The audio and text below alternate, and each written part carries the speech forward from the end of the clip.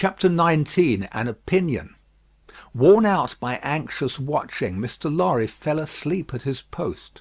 On the 10th morning of his suspense, he was startled by the shining of the sun into the room where a heavy slumber had overtaken him when it was dark night. He rubbed his eyes and roused himself, but he doubted, when he had done so, whether he was not still asleep. For, going to the door of the doctor's room and looking in, he perceived that the shoemaker's bench and tools were put aside again, and that the doctor himself sat reading at the window. He was in his usual morning dress, and his face, which Mr. Lorry could distinctly see, though still very pale, was calmly studious and attentive. Even when he had satisfied himself that he was awake, Mr. Lorry felt giddily uncertain for some few moments whether the late shoemaking might not be a disturbed dream of his own. For, did not his eyes show him his friend before him, in his accustomed clothing and aspect, and employed as usual, and was there any sign within their range that the change of which he had so strong an impression had actually happened? It was but the inquiry of his first confusion and astonishment, the answer being obvious. If the impression were not produced by a real corresponding and sufficient cause, how came he, Jarvis Lorry, there? How came he to have fallen asleep, in his clothes, on the sofa in Dr. Manette's consulting room, and to be debating these points outside the doctor's bedroom door in the early morning? Within a few minutes Miss Pross stood whispering at his side. If he had had any particle of doubt left, her talk would of necessity have resolved it, but he was by that time clear-headed, and had none. He advised that they should let the time go by until the regular breakfast hour, and then they should meet the doctor, as if nothing unusual had occurred. If he appeared to be in his customary state of mind, Mr. Lorry would then cautiously proceed to seek direction and guidance from the opinion he had been, in his anxiety, so anxious to obtain. Miss Pross submitting herself to his judgment, the scheme was worked out with care. Having abundance of time for his usual methodical toilette, Mr. Lorry presented himself at the breakfast hour in his usual white linen, and with his usual neat leg. The doctor was summoned in the usual way, and came to breakfast. So far as it was possible to comprehend him without overstepping those delicate and gradual approaches which Mr. Lorry felt to be the only safe advance, he at first supposed that his daughter's marriage had taken place yesterday. An incidental allusion, purposely thrown out, to the day of the week and the day of the month, set him thinking and counting, and evidently made him uneasy. In all other respects, however, he was so composedly himself that Mr. Lorry determined to have the aid he sought, and that aid was his own. Therefore, when the breakfast was done and cleared away, and he and the doctor were left together, Mr. Lorry said feelingly, "My dear Manette, I am anxious to have your opinion, in confidence, on a very curious case in which I am deeply interested. That is to say, it is very curious to me, perhaps. To your better information it may be less so." Glancing at his hands, which were discoloured by his late work, the doctor looked troubled and listened attentively. He had already glanced at his hands more than once.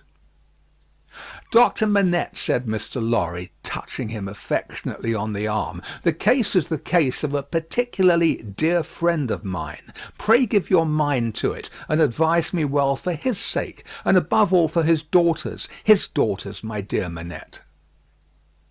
"If I understand," said the doctor in a subdued tone, "some mental shock?" "Yes.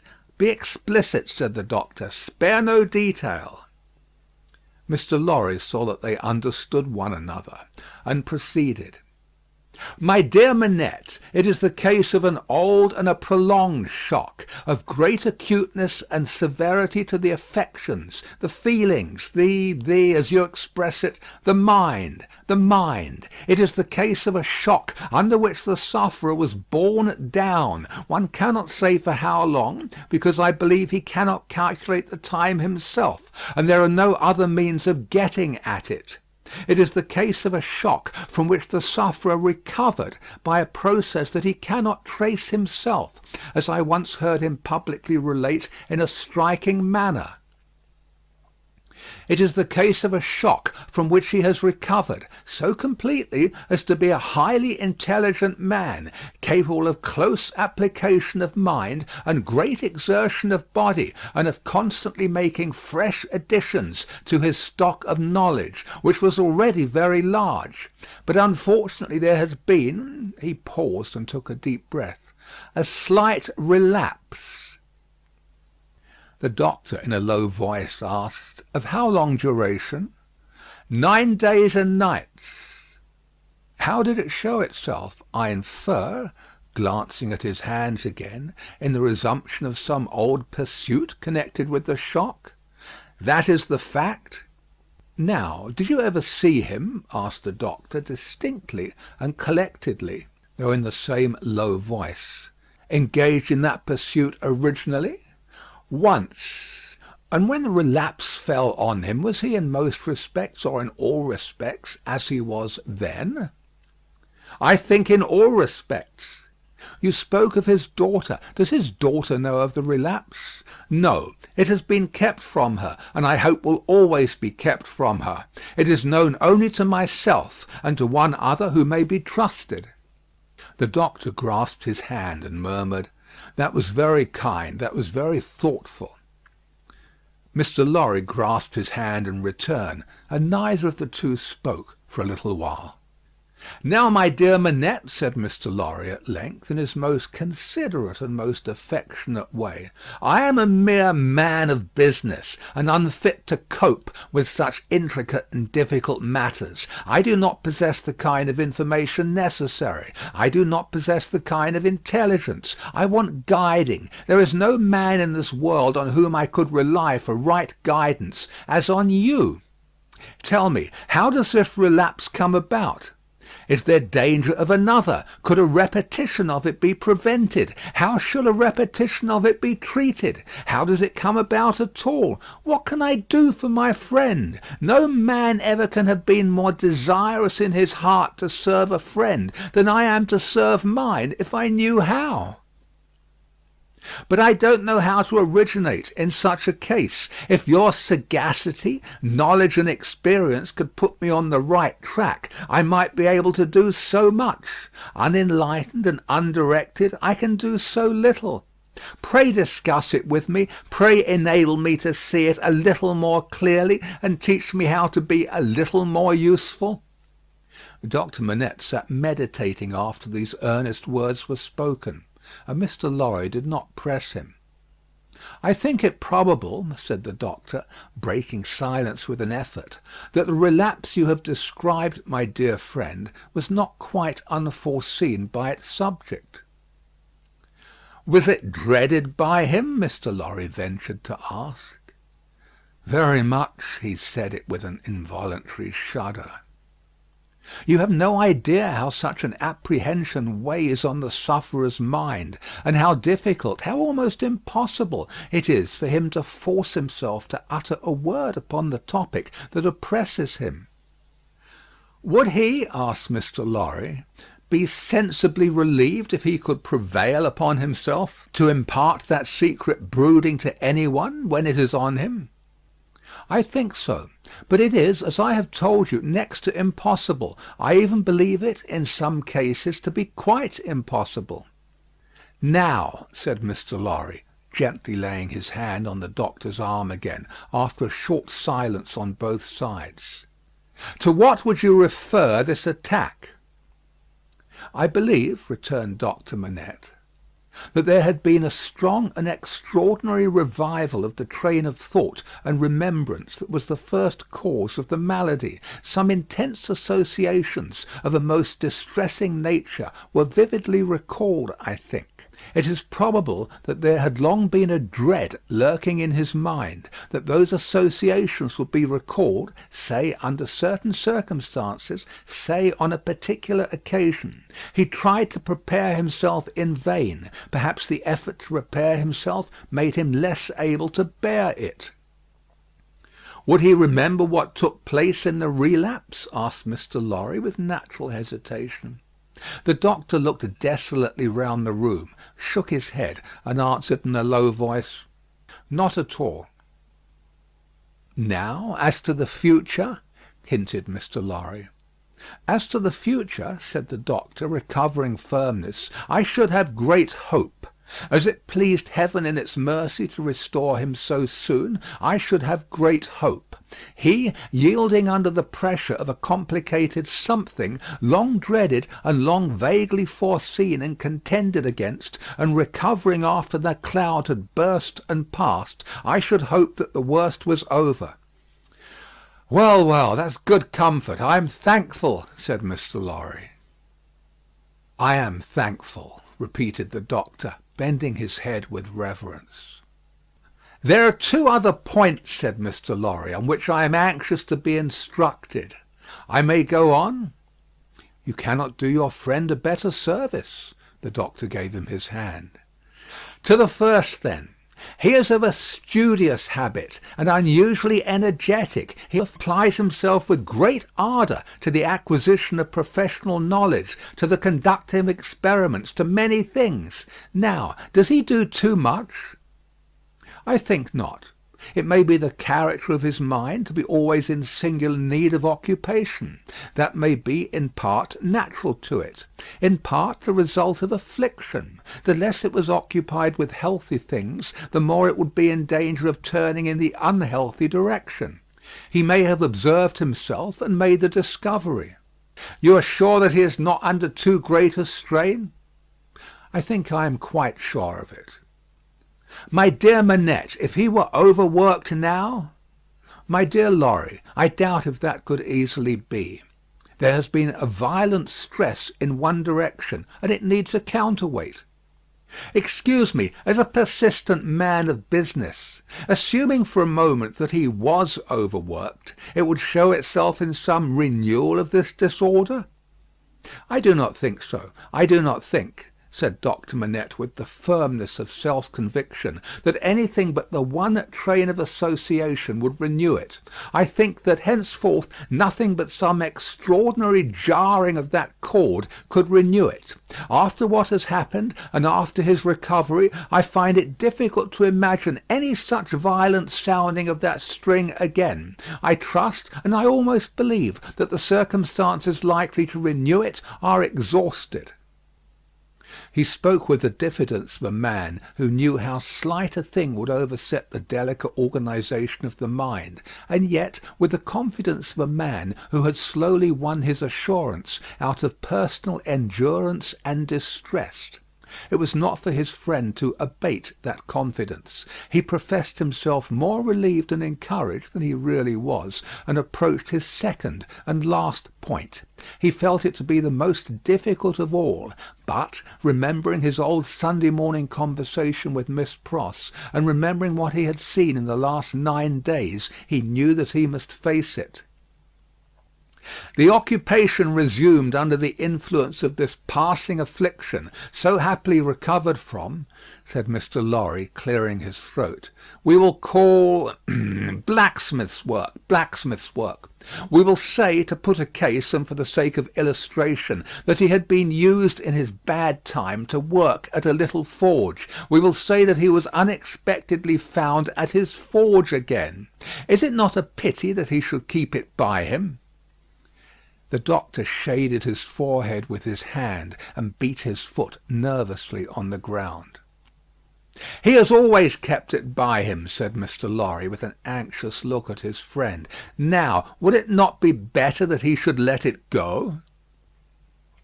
Still the doctor, with shaded forehead, beat his foot nervously on the ground. "You do not find it easy to advise me?" said Mr. Lorry. "I quite understand it to be a nice question, and yet I think—" and there he shook his head and stopped.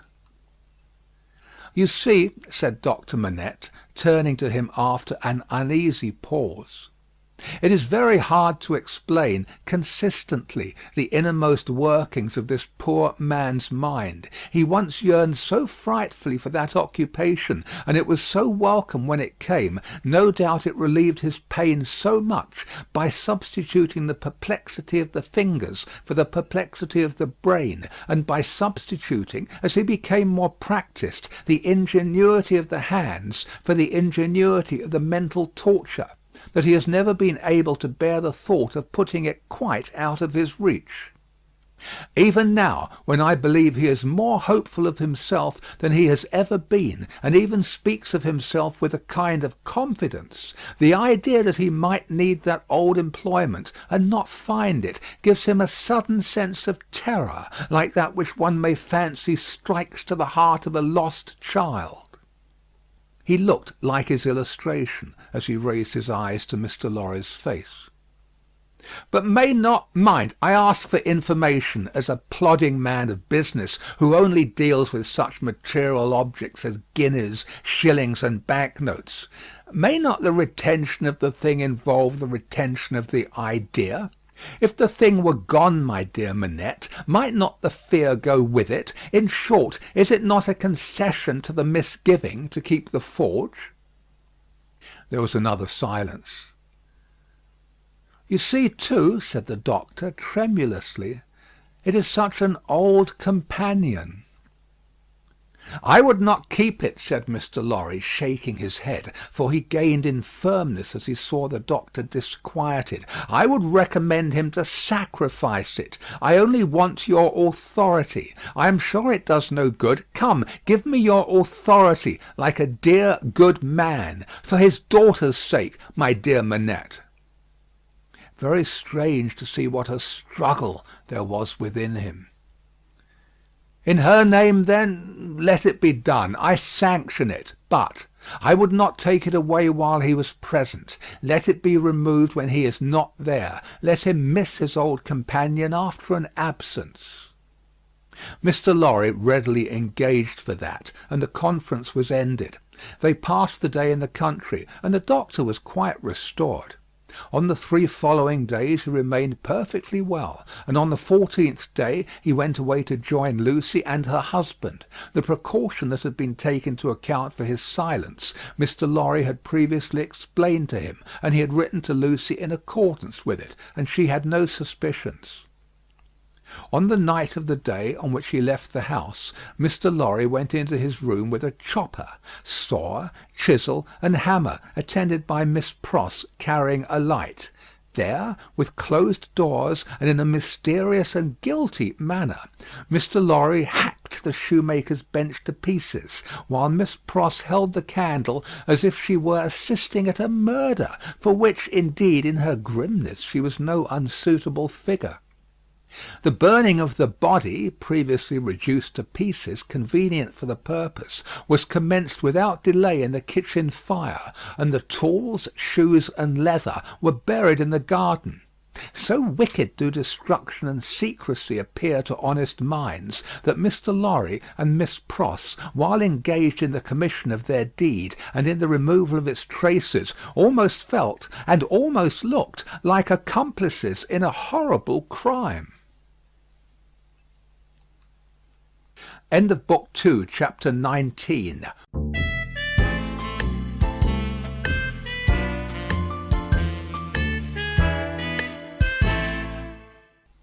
Chapter 20. A Plea. When the newly married pair came home, the first person who appeared to offer his congratulations was Sidney Carton. They had not been at home many hours when he presented himself. He was not improved in habits, or in looks, or in manner, but there was a certain rugged air of fidelity about him, which was new to the observation of Charles Darnay. He watched his opportunity of taking Darnay aside into a window, and of speaking to him when no one overheard. "Mr. Darnay," said Carton, "I wish we might be friends." "We are already friends, I hope." "You are good enough to say so as a fashion of speech, but I don't mean any fashion of speech. Indeed, when I say I wish we might be friends, I scarcely mean quite that either." Charles Darnay, as was natural, asked him, in all good humour and good fellowship, what he did mean.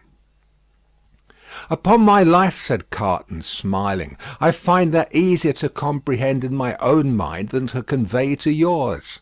However, let me try. You remember a certain famous occasion when I was more drunk than usual?" "I remember a certain famous occasion when you forced me to confess that you had been drinking." "I remember it too. The curse of those occasions is heavy upon me, for I always remember them. I hope it may be taken into account one day, when all days are at an end for me. Don't be alarmed. I am not going to preach." "I am not at all alarmed. Earnestness in you is anything but alarming to me." "Ah," said Carton, with a careless wave of his hand, as if he waved that away. "On the drunken occasion in question, one of a large number, as you know, I was insufferable about liking you and not liking you. I wish you would forget it." "I forgot it long ago." "Fashion of speech again. But, Mr. Darnay, oblivion is not so easy to me as you represent it to be to you. I have by no means forgotten it, and a light answer does not help me to forget it." "If it was a light answer," returned Darnay, "I beg your forgiveness for it. I had no other object than to turn a slight thing, which, to my surprise, seems to trouble you too much, aside. I declare to you, on the faith of a gentleman, that I have long dismissed it from my mind." "Good heaven, what was there to dismiss? Have I nothing more important to remember in the great service you rendered me that day?" "As to the great service," said Carton, "I am bound to avow to you, when you speak of it in that way, that it was mere professional claptrap. I don't know that I cared what became of you when I rendered it. Mind, I say when I rendered it. I am speaking of the past." "You make light of the obligation," returned Darnay, "but I will not quarrel with your light answer." "Genuine truth, Mr. Darnay. Trust me, I have gone aside from my purpose. I was speaking about our being friends. Now, you know me. You know I am incapable of all the higher and better flights of men. If you doubt it, ask Stryver, and he'll tell you so. I prefer to form my own opinion without the aid of his. Well, at any rate, you know me as a dissolute dog who has never done any good and never will." "I don't know that you never will." "But I do, and you must take my word for it.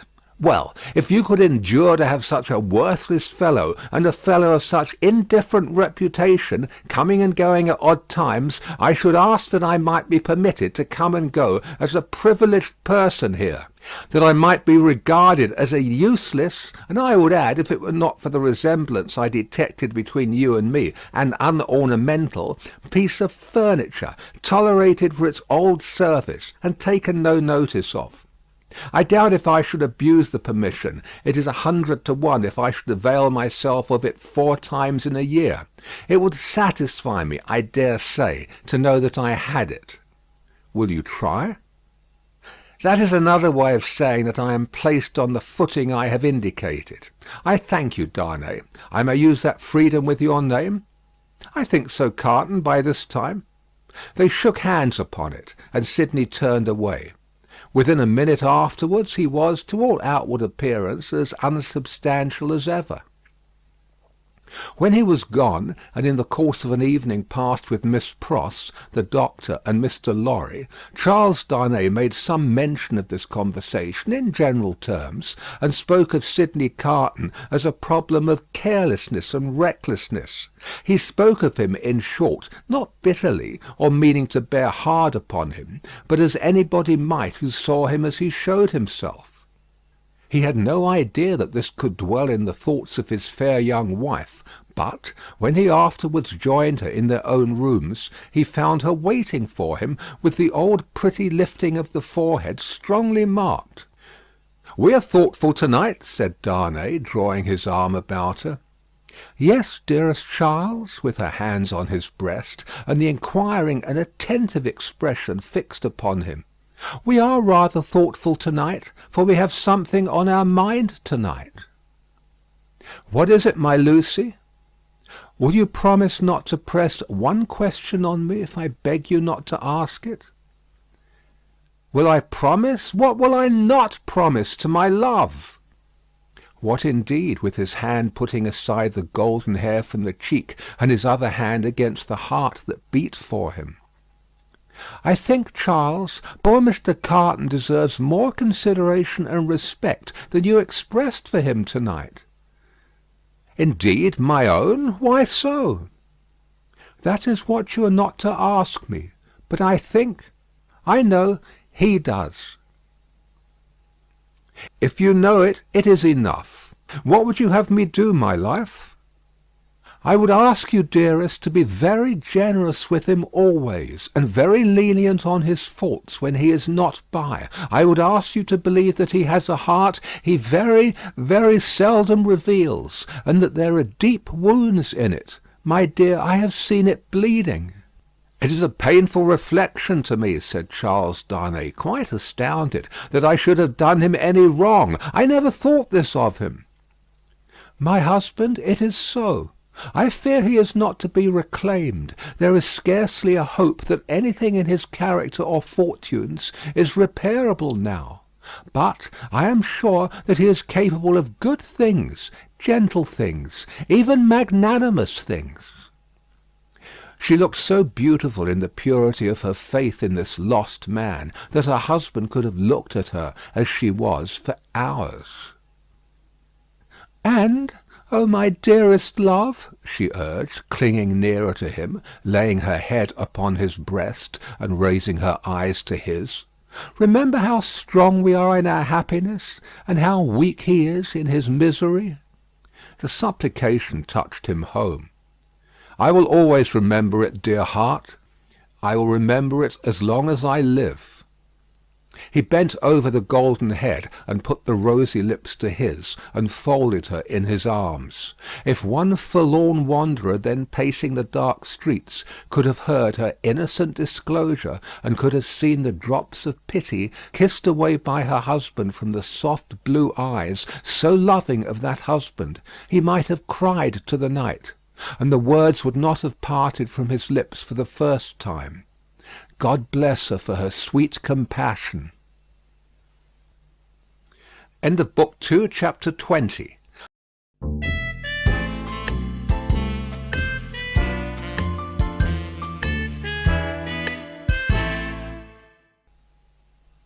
Chapter 21. Echoing Footsteps.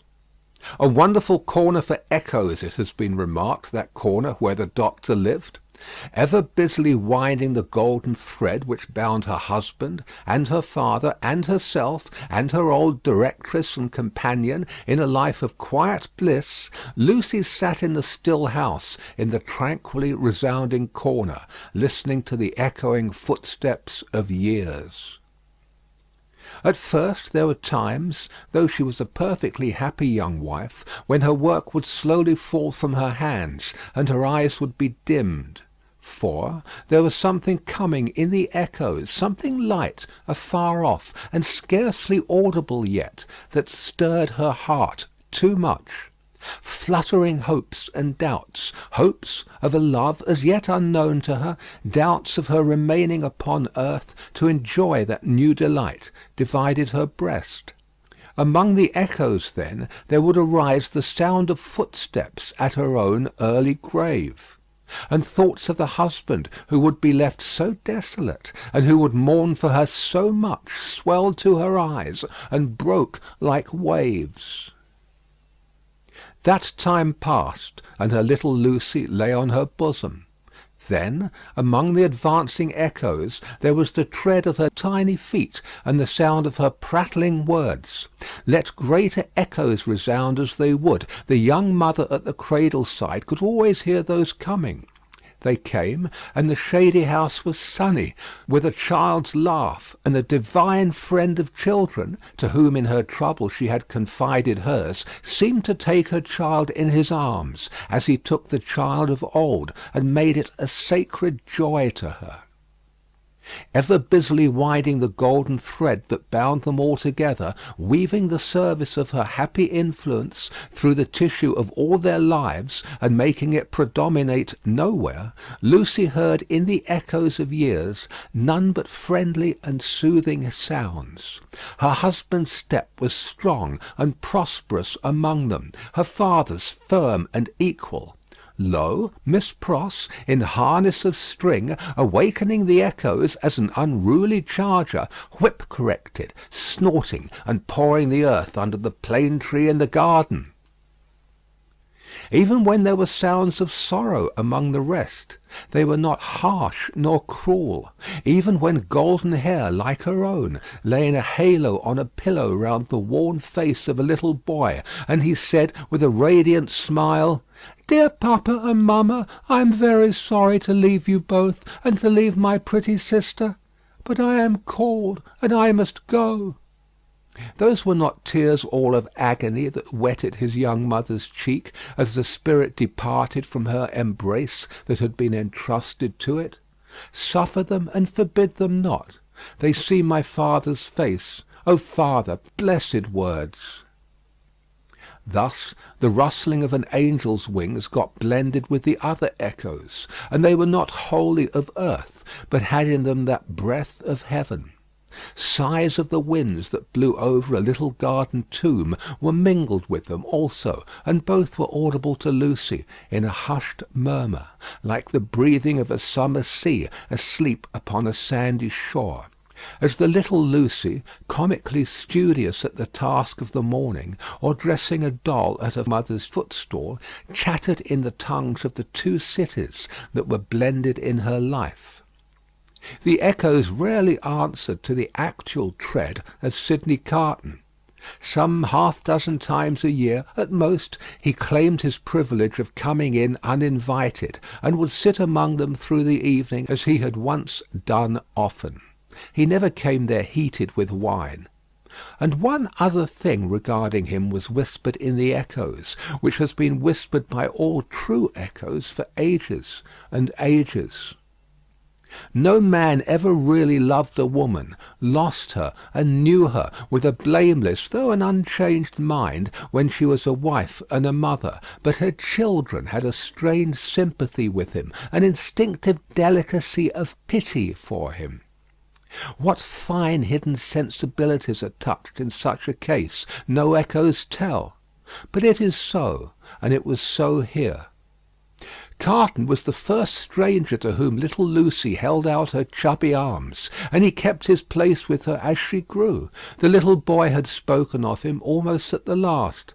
"Poor Carton, kiss him for me." Mr. Stryver shouldered his way through the law like some great engine forcing itself through turbid water, and dragged his useful friend in his wake like a boat towed astern. As the boat so favoured is usually in a rough plight and mostly under water, so Sidney had a swamped life of it. But easier and strong custom, unhappily so much easier and stronger in him than any stimulating sense of desert or disgrace, made it the life he was to lead, and he no more thought of emerging from his state of lion's jackal than any real jackal may be supposed to think of rising to be a lion. Stryver was rich, had married a florid widow with property and 3 boys, who had nothing particularly shining about them but the straight hair of their dumpling heads. These 3 young gentlemen, Mr. Stryver, exuding patronage of the most offensive quality from every pore, had walked before him like 3 sheep to the quiet corner in Soho, and had offered as pupils to Lucy's husband. delicately saying, "Halloa! Here are 3 lumps of bread and cheese towards your matrimonial picnic, Darnay." The polite rejection of the 3 lumps of bread and cheese had quite bloated Mr. Stryver with indignation, which he afterwards turned to account in the training of the young gentlemen, by directing them to beware of the pride of beggars, like that tutor fellow.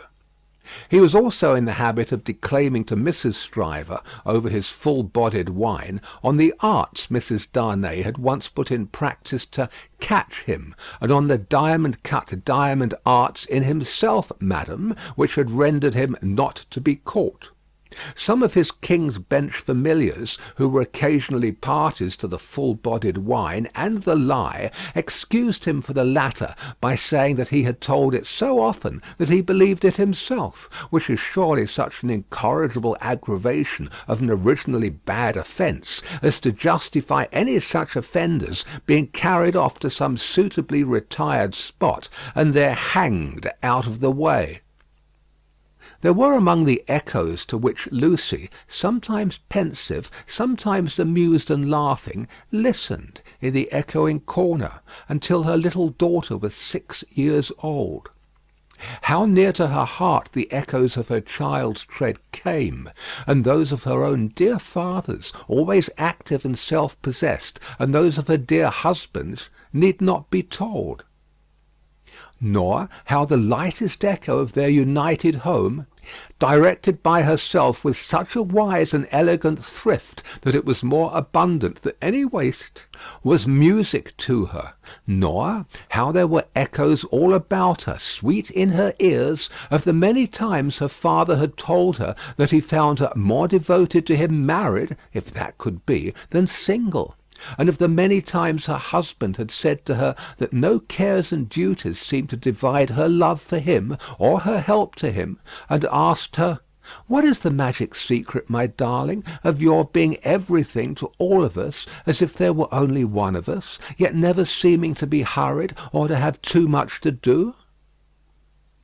But there were other echoes, from a distance, that rumbled menacingly in the corner all through the space of time; and it was now about little Lucy's 6th birthday that they began to have an awful sound, as of a great storm in France, with a dreadful sea rising. On a night in mid-July, 1789, Mr. Lorry came in late from Tellson's, and sat himself down by Lucy and her husband in the dark window. It was a hot, wild night, and they were all 3 reminded of the old Sunday night when they had looked at the lightning from the same place. "I began to think," said Mr. Lorry, pushing his brown wig back, "that I should have to pass the night at Tellson's. We have been so full of business all day that we have not known what to do first, or which way to turn.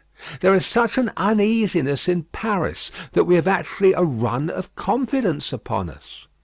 Our customers over there seem not to be able to confide their property to us fast enough. There is positively a mania among some of them for sending it to England." "That has a bad look," said Darnay. "A bad look, you say, my dear Darnay? Yes, but we don't know what reason there is in it. People are so unreasonable. Some of us at Tellson's are getting old, and we really can't be troubled out of the ordinary course without due occasion." "Still," said Darnay, "you know how gloomy and threatening the sky is." "I know that, to be sure," assented Mr. Lorry, trying to persuade himself that his sweet temper was soured, and that he grumbled. "But I am determined to be peevish after my long day's botheration. Where is Manette?" "Here he is," said the doctor, entering the dark room at the moment. "I am quite glad you are at home, for these hurries and forebodings by which I have been surrounded all day long have made me nervous without reason. You are not going out, I hope?" "No, I am going to play backgammon with you, if you like," said the doctor. "I don't think I do like. If I may speak my mind, I am not fit to be pitted against you to-night. Is the tea-board still there, Lucy? I can't see." "Of course, it has been kept for you." "Thank ye, my dear. The precious child is safe in bed?" "And sleeping soundly." "That's right. All safe and well. I don't know why anything should be otherwise than safe and well here, thank God. But I have been so put out all day, and I am not as young as I was. My tea, my dear. Thank ye. Now, come and take your place in the circle, and let us sit quiet and hear the echoes about which you have your theory." "Not a theory. It was a fancy." "A fancy, then, my wise pet," said Mr. Lorry, patting her hand. "They are very numerous and very loud, though, are they not? Only hear them." Headlong, mad, and dangerous footsteps to force their way into anybody's life, footsteps not easily made clean again, if once stained red, the footsteps raging in Saint Antoine afar off as the little circle sat in the dark London window.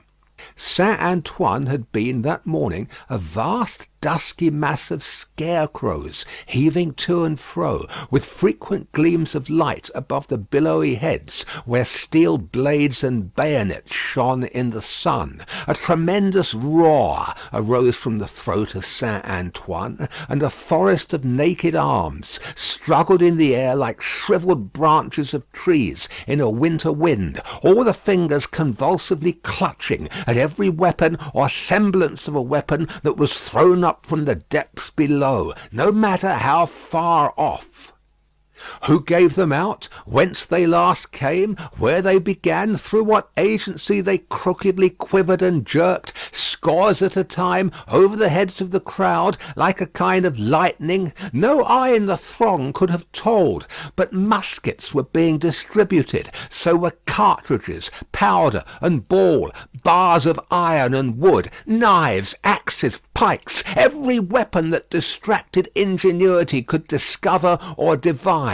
People who could lay hold of nothing else set themselves with bleeding hands to force stones and bricks out of their places in walls. Every pulse and heart in Saint Antoine was on high fever strain and at high fever heat. Every living creature there held life as of no account, and was demented with a passionate readiness to sacrifice it.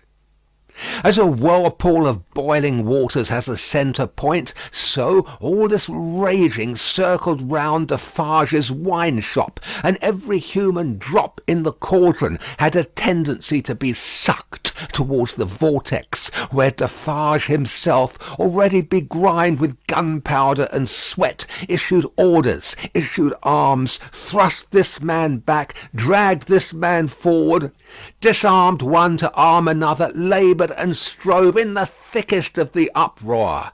"Keep near to me, Jacques 3," cried Defarge, "and do you, Jacques 1 and 2, separate and put yourselves at the head of as many of these patriots as you can. Where is my wife?" "Eh, well, here you see me," said Madame, composed as ever, but not knitting to-day. Madame's resolute right hand was occupied with an axe in place of the usual softer implements, and in her girdle were a pistol and a cruel knife. "Where do you go, my wife?" "I go," said Madame, "with you at present. You shall see me at the head of women by and by." "Come then," said Defarge in a resounding voice. "Patriots and friends, we are ready. The Bastille!"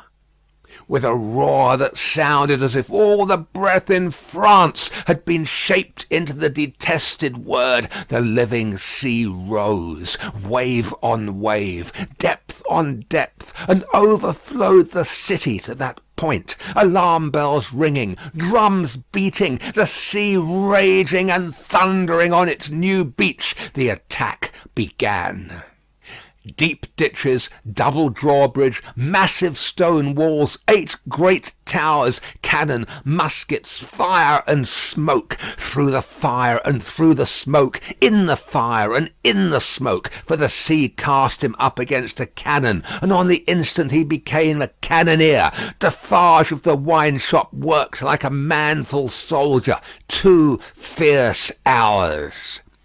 Deep ditch, single drawbridge, massive stone walls, 8 great towers, cannon, muskets, fire and smoke. 1 drawbridge down. Work, comrades all, work! Work, Jacques 1, Jacques 2, Jacques 1000, Jacques 2000, Jacques 25,000. In the name of all the angels or the devils, which you prefer, work! Thus Defarge of the wine shop, still at his gun, which had long grown hot. "To me, women!" cried Madame, his wife. "What! We can kill as well as the men when the place is taken!" And to her, with a shrill, thirsty cry, trooping women variously armed, but all armed alike in hunger and revenge.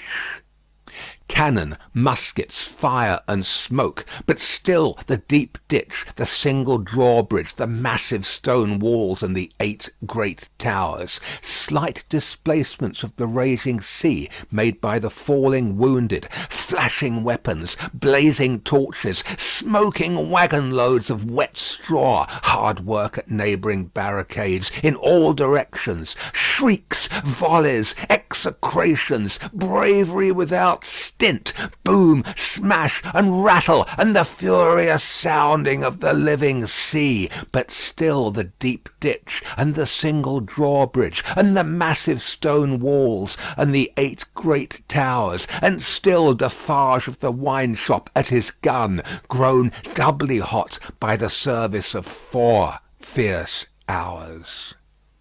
A white flag from within the fortress, and the parley, this dimly perceptible through the raging storm, nothing audible in it. Suddenly the sea rose immeasurably wider and higher, and swept Defarge of the wine shop over the lowered drawbridge, past the massive stone outer walls, in among the 8 great towers, surrendered.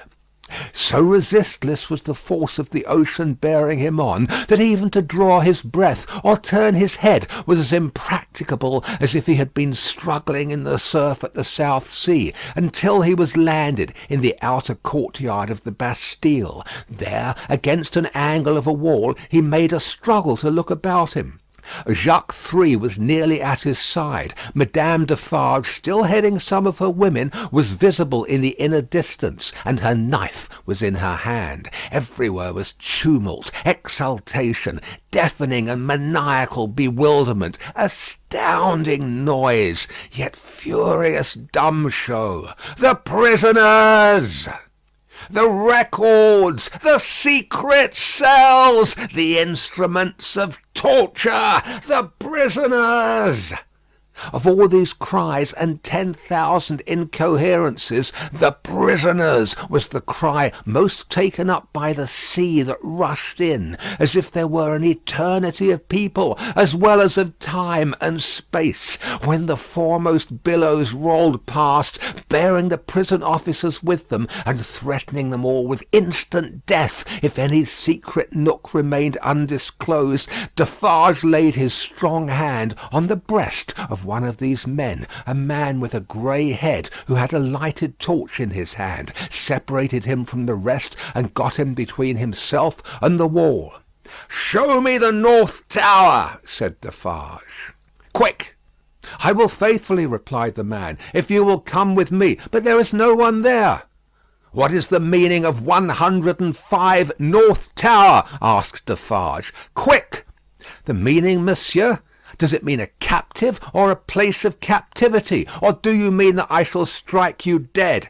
"Kill him!" croaked Jacques 3, who had come close up. "Monsieur, it is a cell." "Show it to me." "Pass this way, then." Jacques 3, with his usual craving on him, and evidently disappointed by the dialogue taking a turn that did not seem to promise bloodshed, held by Defarge's arm as he held by the turnkeys. Their 3 heads had been close together during this brief disclosure, and it had been as much as they could do to hear one another even then, so tremendous was the noise of the living ocean in its irruption into the fortress and its inundation of the courts and passages and staircases. All around outside, too, it beat the walls with a deep, hoarse roar, from which occasionally some partial shouts of tumult broke and leaped into the air like spray. Through gloomy vaults, where the light of day had never shone, past hideous doors of dark dens and cages, down cavernous flights of steps, and again up steep, rugged ascents of stone and brick, more like dry waterfalls than staircases, Defarge, the turnkey, and Jacques Three, linked hand and arm, went with all the speed they could make. Here and there, especially at first, the inundation started on them and swept by. But when they had done descending, and were winding and climbing up a tower, they were alone. Hemmed in here by the massive thickness of walls and arches, the storm within the fortress and without was only audible to them in a dull, subdued way, as if the noise out of which they had come had almost destroyed their sense of hearing. The turnkey stopped at a low door, put a key in a clashing lock, swung the door slowly open, and said, as they all bent their heads and passed in, 105 North Tower. There was a small, heavily grated, unglazed window high in the wall, with a stone screen before it, so that the sky could be only seen by stooping low and looking up. There was a small chimney, heavily barred across, a few feet within. There was a heap of old feathery wood ashes on the hearth. There was a stool and table and a straw bed. There were the 4 blackened walls and a rusty iron ring in one of them. "Pass that torch slowly along these walls, that I may see them," said Defarge to the turnkey. The man obeyed, and Defarge followed the light closely with his eyes. "Stop! Look here, Jacques." "A.M.," croaked Jacques Three as he read greedily. "Alexandre Manette," said Defarge in his ear, following the letters with his swart forefinger, deeply engrained with gunpowder. And here he wrote, "A poor physician," and it was he, without doubt, who scratched a calendar on this stone. "What is that in your hand? A crowbar? Give it me." He had still the linstock of his gun in his own hand. He made a sudden exchange of the 2 instruments, and turning on the worm-eaten stool and table, beat them to pieces in a few blows. "Hold the light higher," he said wrathfully to the turnkey. "Look among those fragments with care, Jacques, and see, here is my knife," throwing it to him. "Rip open that bed, and search the straw. Hold the light higher, you." With a menacing look at the turnkey, he crawled upon the hearth, and peering up the chimney, struck and prised at its sides with the crowbar, and worked at the iron grating across it. In a few minutes some mortar and dust came dropping down, which he averted his face to avoid, and in it, and in the old wood ashes, and in a crevice in the chimney, into which his weapon had slipped or wrought itself, he groped with a cautious touch. "Nothing in the wood and nothing in the straw, Jacques?" "Nothing." "Let us collect them together, in the middle of the cell. So, light them, you." The turnkey fired the little pile, which blazed high and hot. Stooping again to come out at the low arched door, they left it burning, and retraced their way to the courtyard, seeming to recover their sense of hearing as they came down, until they were in the raging flood once more. They found it surging and tossing, in quest of Defarge himself. Saint Antoine was clamorous to have its wine-shop keeper foremost in the guard upon the governor who had defended the Bastille and shot the people. Otherwise the governor would not be marched to the Hôtel de Ville for judgment. Otherwise the governor would escape, and the people's blood, suddenly of some value after many years of worthlessness, be unavenged. In the howling universe of passion and contention that seemed to encompass this grim old officer, conspicuous in his grey coat and red decoration, there was but one quite steady figure, and that was a woman's. "See, there is my husband," she cried, pointing him out. "See Defarge." She stood immovable close to the grim old officer, and remained immovable close to him, remained immovable close to him through the streets, as Defarge and the rest bore him along, remained immovable close to him when he was got near his destination, and began to be struck at from behind, remained immovable close to him when the long gathering rain of stabs and blows fell heavy, was so close to him when he dropped dead under it, that, suddenly animated, she put her foot upon his neck, and with her cruel knife, long ready, hewed off his head. The hour was come when Saint Antoine was to execute his horrible idea of hoisting up men for lamps to show what he could be and do. Saint Antoine's blood was up, and the blood of tyranny and domination by the iron hand was down. Down on the steps of the Hôtel de Ville, where the governor's body lay, down on the sole of the shoe of Madame Defarge, where she had trodden on the body to steady it for mutilation. "Lower the lamp yonder!" cried Saint Antoine, after glaring round for a new means of death.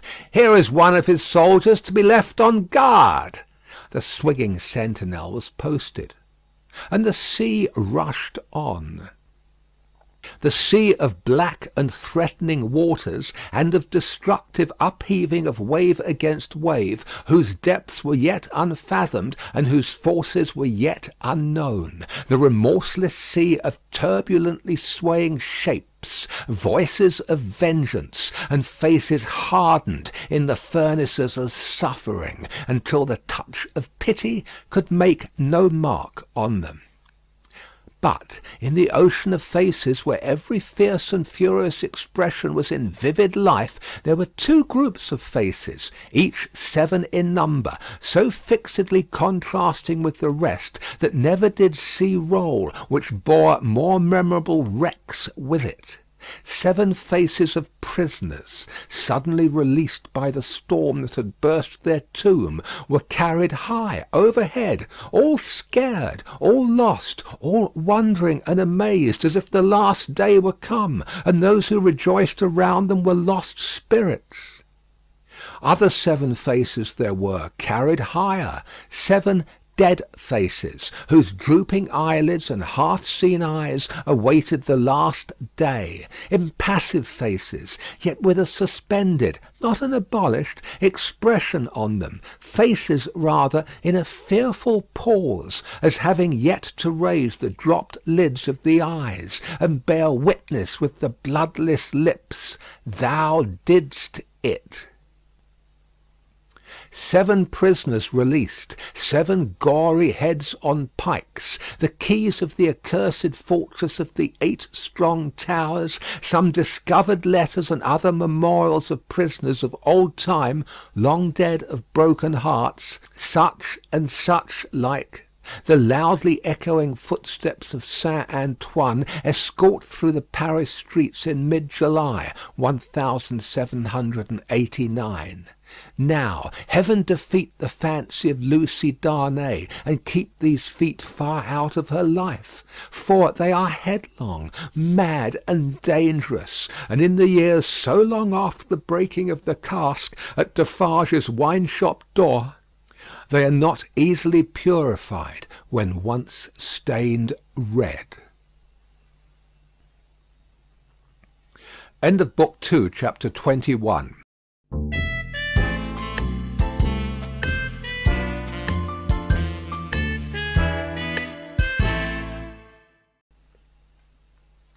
Chapter 22. The Sea Still Rises. Haggard Saint Antoine had had only one exultant week in which to soften his modicum of hard and bitter bread to such extent as he could, with the relish of fraternal embraces and congratulations, when Madame Defarge sat at her counter, as usual, presiding over the customers. Madame Defarge wore no rose in her head, for the great brotherhood of spies had become, even in one short week, extremely chary of trusting themselves to the saints' mercies. The lamps across his streets had a portentously elastic swing with them. Madame Defarge, with her arms folded, sat in the morning light and heat, contemplating the wine shop and the street. In both there were several knots of loungers, squalid and miserable, but now with a manifest sense of power enthroned on their distress. The raggedest nightcap, awry on the wretchedest head, had this crooked significance in it: "I know how hard it has grown for me, the wearer of this, to support life in myself. But do you know how easy it has grown for me, the wearer of this, to destroy life in you?" Every lean bare arm that had been without work before had this work always ready for it now, that it could strike. The fingers of the knitting women were vicious with the experience that they could tear. There was a change in the appearance of Saint Antoine. The image had been hammering into this for hundreds of years, and the last finishing blows had told mightily on the expression. Madame Defarge sat observing it, with such suppressed approval as was to be desired in the leader of the Saint Antoine women. One of her sisterhood knitted beside her. The short, rather plump wife of a starved grocer, and the mother of 2 children withal, this lieutenant had already earned the complimentary name of the Vengeance. "Hark!" said the Vengeance. "Listen, then. Who comes?" As if a train of powder laid from the outermost bound of Saint Antoine Quarter to the wine-shop door had been suddenly fired, a fast-spreading murmur came rushing along. "It is Defarge," said Madame. "Silence, patriots!" Defarge came in breathless, pulled off a red cap he wore, and looked around him. "Listen everywhere," said Madame again. "Listen to him." Defarge stood panting against a background of eager eyes and open mouths formed outside the door. All those within the wine shop had sprung to their feet. "Say then, my husband, what is it?" "News from the other world." "How then?" cried Madame contemptuously. "The other world?" Does everybody here recall old Foulon, who told the famished people that they might eat grass, and who died and went to hell? "Everybody," from all throats. "The news is of him. He is among us." "Among us?" from the universal throat again. "And dead?" "Not dead. He feared us so much, and with reason, that he caused himself to be represented as dead, and had a grand mock funeral. But they have found him alive, hiding in the country, and have brought him in. I have seen him but now, on his way to the Hôtel de Ville, a prisoner. I have said that he had reason to fear us. Say all. Had he reason?" Wretched old sinner of more than 80 years, if he had never known it yet, he would have known it in his heart of hearts, if he could have heard the answering cry. A moment of profound silence followed. Defarge and his wife looked steadfastly at one another. The Vengeance stooped, and the jar of a drum was heard as she moved it at her feet behind the counter. "Patriots," said Defarge in a determined voice, "are we ready?" Instantly Madame Defarge's knife was in her girdle. The drum was beating in the streets, as if it and a drummer had flown together by magic, and the Vengeance, uttering terrific shrieks, and flinging her arms about her head like all the 40 furies at once, was tearing from house to house, rousing the women.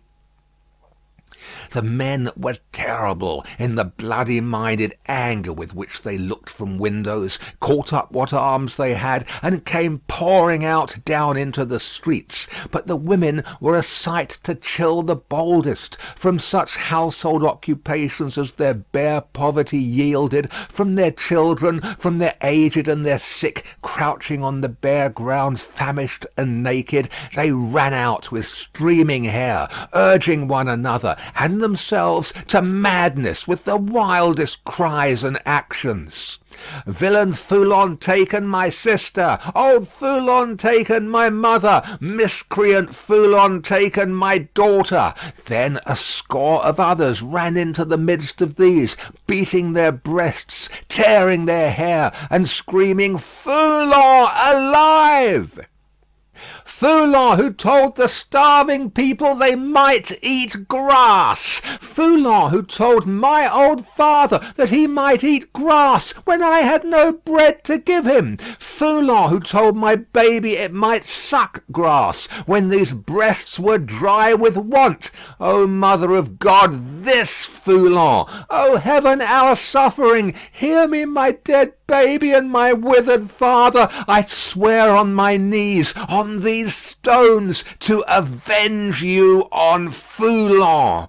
Husbands and brothers and young men, give us the blood of Foulon. Give us the head of Foulon. Give us the heart of Foulon. Give us the body and soul of Foulon.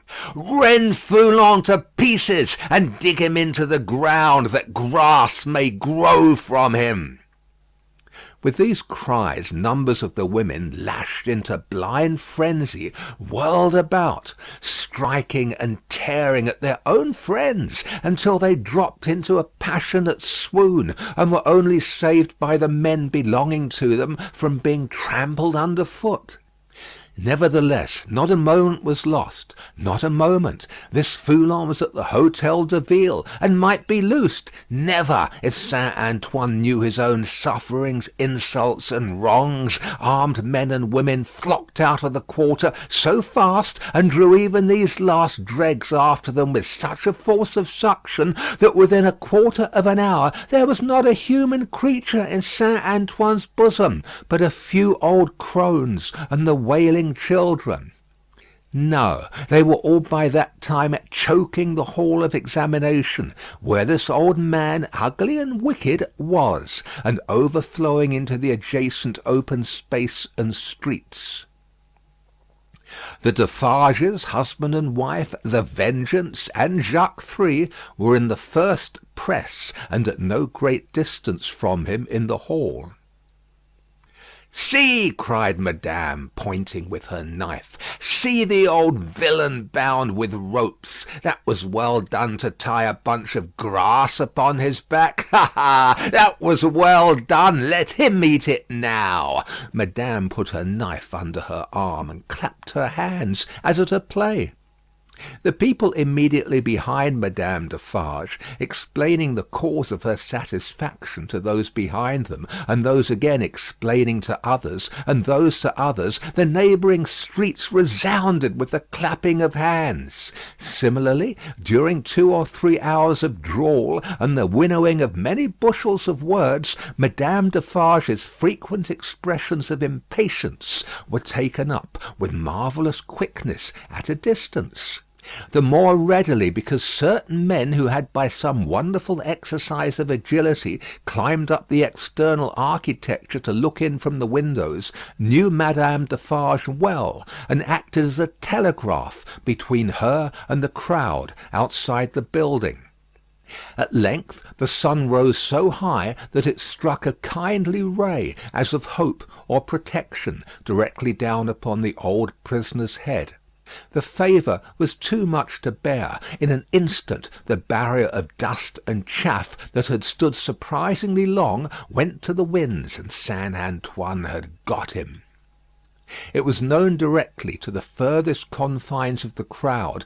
Defarge had but sprung over a railing and a table, and folded the miserable wretch in a deadly embrace. Madame Defarge had but followed, and turned her hand in one of the ropes with which he was tied. The Vengeance and Jacques Three were not yet up with them, and the men at the windows had not yet swooped into the hall, like birds of prey from their high perches, when the cry seemed to go up all over the city, "Bring him out! Bring him to the lamp!"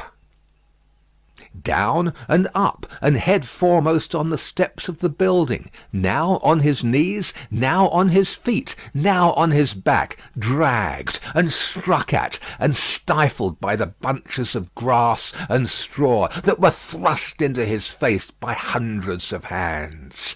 Torn, bruised, panting, bleeding, yet always entreating and beseeching for mercy, now full of vehement agony of action, with a small clear space about him, as the people drew one another back that they might see. Now a log of dead wood drawn through a forest of legs.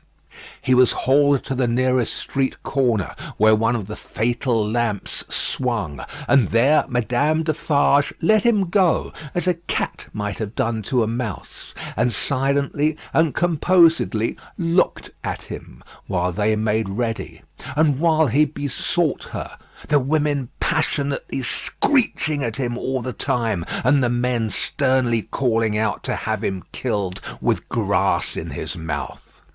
Once he went aloft, and the rope broke, and they caught him shrieking. Twice he went aloft, and the rope broke, and they caught him shrieking. Then the rope was merciful, and held him, and his head was soon upon a pike, with grass enough in the mouth for all Saint Antoine to dance at the sight of. Nor was this the end of the day's bad work, for Saint Antoine so shouted and danced his angry blood up that it boiled again, on hearing when the day closed in that the son-in-law of the dispatched, another of the people's enemies and insulters, was coming into Paris under a guard 500 strong in cavalry alone. Saint Antoine wrote his crimes on flaring sheets of paper, seized him, would have torn him out of the breast of an army to bear Foulon company, set his head and heart on pikes, and carried the three spoils of the day in wolf procession through the streets. Not before dark night did the men and women come back to the children, wailing and breadless. Then the miserable bakers' shops would be beset by long files of them, patiently waiting to buy bad bread, and while they waited with stomachs faint and empty, they beguiled the time by embracing one another on the triumphs of the day, and achieving them again in gossip. Gradually these strings of ragged people shortened and frayed away, and then poor lights began to shine in high windows, and slender fires were made in the streets, at which neighbours cooked in common, afterwards supping at their doors. Scanty and insufficient suppers those, and innocent of meat, as of most other sauce to wretched bread. Yet human fellowship infused some nourishment into the flinty viands, and struck some sparks of cheerfulness out of them. Fathers and mothers who had had their full share in the worst of the day played gently with their meagre children, and lovers with such a world around them and before them loved and hoped. It was almost morning when Defarge's wine shop parted with its last knot of customers, and Monsieur Defarge said to Madame his wife, in husky tones, while fastening the door, "At last it is come, my dear." "Eh, well," returned Madame, "almost." Saint Antoine slept. The Defarges slept. Even the Vengeance slept with her starved grocer, and the drum was at rest. The drum's was the only voice in Saint Antoine that blood and hurry had not changed. The Vengeance, as custodian of the drum, could have wakened him up, and had the same speech out of him as before the Bastille fell, or old Foulon was seized. Not so with the hoarse tones of the men and women in Saint Antoine's bosom. End of Book 2, Chapter 22.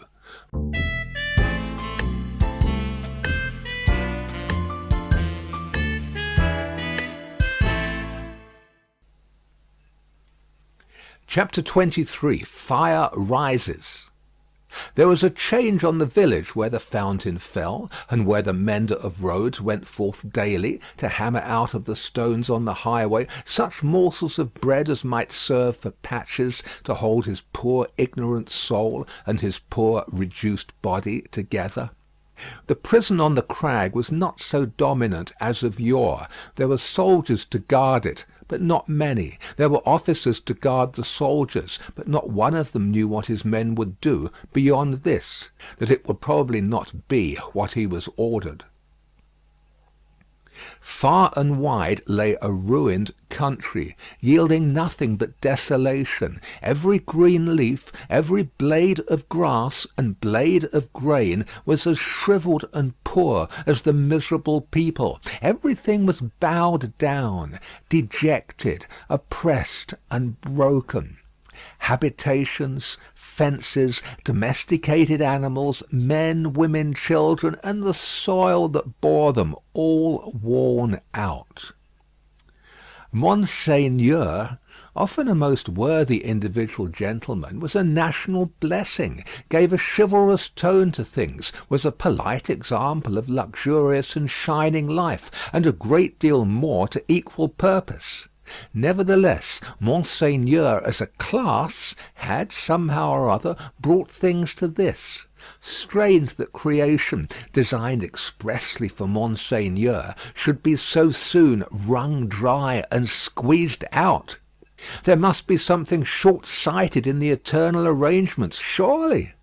Thus it was, however, and the last drop of blood having been extracted from the flints, and the last screw of the rack having been turned so often that its purchase crumbled, and it now turned and turned with nothing to bite, Monseigneur began to run away from a phenomenon so low and unaccountable. But this was not the change on the village, and on many a village like it. For scores of years gone by, Monseigneur had squeezed it and wrung it, and had seldom graced it with his presence, except for the pleasures of the chase, now found in hunting the people, now found in hunting the beasts, for whose preservation Monseigneur made edifying spaces of barbarous and barren wilderness. No, the change consisted in the appearance of strange faces of low caste, rather than in the disappearance of the high caste, chiselled and otherwise beautified and beautifying features of Monseigneur.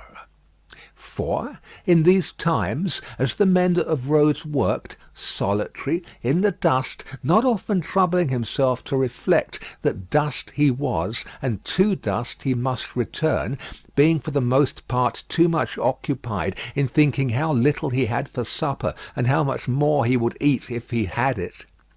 In these times, as he raised his eyes from his lonely labour, and viewed the prospect, he would see some rough figure approaching on foot, the like of which was once a rarity in those parts, but was now a frequent presence. As it advanced, the mender of roads would discern without surprise that it was a shaggy-haired man of almost barbarian aspect, tall, in wooden shoes that were clumsy even to the eyes of a mender of roads, grim, rough, swart, steeped in the mud and dust of many highways, dank with the marshy moisture of many low grounds, sprinkled with the thorns and leaves and moss of many byways through woods.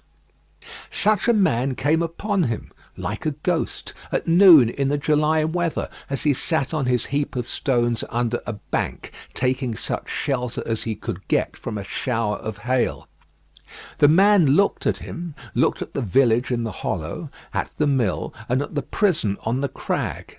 When he had identified these objects in what benighted mind he had, he said, in a dialect that was just intelligible, "How goes it, Jacques?"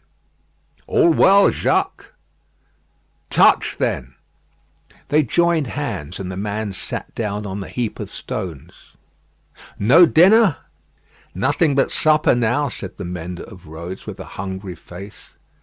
"It is the fashion," growled the man. "I meet no dinner anywhere." He took out a blackened pipe, filled it, lighted it with flint and steel, pulled at it until it was in a bright glow, then suddenly held it from him, and dropped something into it from between his finger and thumb, that blazed and went out in a puff of smoke.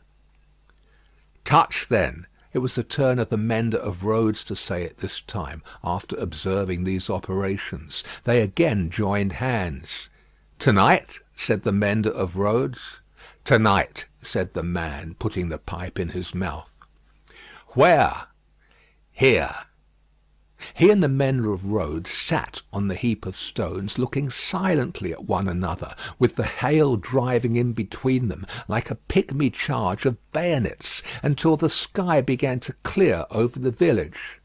"Show me," said the traveller then, moving to the brow of the hill. "See," returned the mender of roads with extended finger, "you go down here, and straight through the street, and past the fountain—" "To the devil with all that," interrupted the other, rolling his eye over the landscape. "I go through no streets and past no fountains. Well?"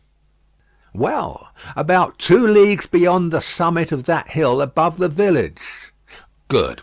When do you cease to work?" "At sunset." "Will you wake me before departing? I have walked 2 nights without resting. Let me finish my pipe, and I shall sleep like a child. Will you wake me?" "Surely." The wayfarer smoked his pipe out, put it in his breast, slipped off his great wooden shoes, and lay down on his back on the heap of stones. He was fast asleep directly. As the road mender plied his dusty labour, and the hail clouds, rolling away, revealed bright bars and streaks of sky which were responded to by silver gleams upon the landscape, the little man, who wore a red cap now in place of his blue one, seemed fascinated by the figure on the heap of stones. His eyes were so often turned towards it that he used his tools mechanically, and one would have said to very poor account. The bronze face, the shaggy black hair and beard, the coarse woollen red cap, the rough medley dress of homespun stuff and hairy skins of beasts, the powerful frame attenuated by spare living, and the sullen and desperate compression of the lips in sleep, inspired the mender of roads with awe. The traveller had travelled far, and his feet were footsore, and his ankles chafed and bleeding. His great shoes, stuffed with leaves and grass, had been heavy to drag over the many long leagues, and his clothes were chafed into holes, as he himself was into sores. Stooping down beside him, the road mender tried to get a peep at secret weapons in his breast or where not, but in vain, for he slept with his arms crossed upon him, and set as resolutely as his lips. Fortified towns with their stockades, guard-houses, gates, trenches, and drawbridges seemed to the mender of roads to be so much air as against this figure. And when he lifted his eyes from it to the horizon, and looked around, he saw in his small fancy similar figures, stopped by no obstacle, tending to centres all over France. The man slept on, indifferent to showers of hail and intervals of brightness, to sunshine on his face and shadow, to the paltering lumps of dull ice on his body, and the diamonds into which the sun changed them, until the sun was low in the west and the sky was glowing. Then the mender of roads, having got his tools together and all things ready to go down into the village, roused him. "Good," said the sleeper, rising on his elbow. 2 leagues beyond the summit of the hill?" About." Good. The mender of roads went home, with the dust going on before him according to the set of the wind, and was soon at the fountain, squeezing himself in among the lean kine brought there to drink, and appearing even to whisper to them in his whispering to all the village. When the village had taken its poor supper, it did not creep to bed as it usually did, but came out of doors again, and remained there. A curious contagion of whispering was upon it, and also, when it gathered together at the fountain in the dark, another curious contagion of looking expectantly at the sky, in one direction only.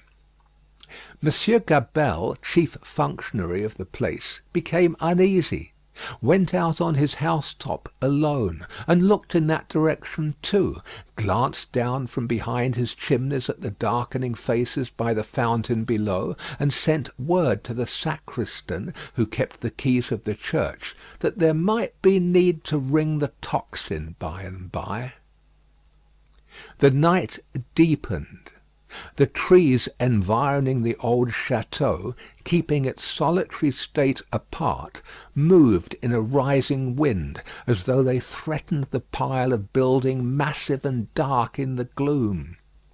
Up the two terrace flights of steps the rain ran wildly, and beat at the great door, like a swift messenger rousing those within. Uneasy rushes of wind went through the hall, among the old spears and knives, and passed lamenting up the stairs, and shook the curtains of the bed where the last Marquis had slept. East, west, north, and south, through the woods, four heavy-treading, unkempt figures crushed the high grass and cracked the branches, striding on cautiously to come together in the courtyard. Four lights broke out there and moved away in different directions, and all was black again. But not for long. Presently the château began to make itself strangely visible by some light of its own, as though it were growing luminous. Then a flickering streak played behind the architecture of the front, picking out transparent places, and showing where balustrades, arches, and windows were. Then it soared higher, and grew broader and brighter. Soon from a score of the great windows flames burst forth, and the stone faces awakened, stared out of fire. A faint murmur arose about the house from the few people who were left there, and there was a saddling of a horse and riding away. There was spurring and splashing through the darkness, and bridle was drawn in the space by the village fountain, and the horse in a foam stood at Monsieur Gabelle's door. "Help, Gabelle! Help, every one!" The tocsin rang impatiently, but other help, if there were any, there was none. The mender of roads and 250 particular friends stood with folded arms at the fountain, looking at the pillar of fire in the sky. "It must be 40 feet high," said they, grimly, and never moved. The rider from the château and the horse in a foam clattered away through the village, and galloped up the stony steep to the prison on the crag. At the gate a group of officers were looking at the fire. Removed from them a group of soldiers. "Help, gentlemen, officers! The château is on fire! Valuable objects may be saved from the flames by timely aid! Help! Help!" The officers looked towards the soldiers, who looked at the fire, gave no orders, and answered with shrugs and biting of lips, "It must burn." As the rider rattled down the hill again and through the street, the village was illuminating. The mender of roads and the 250 particular friends, inspired as one man and woman by the idea of lighting up, had darted into their houses, and were putting candles in every dull little pane of glass. The general scarcity of everything occasioned candles to be borrowed in a rather peremptory manner of Monsieur Gabelle. bell, and in a moment of reluctance and hesitation on that functionary's part, the mender of roads, once so submissive to authority, had remarked that carriages were good to make bonfires with, and that post-horses would roast.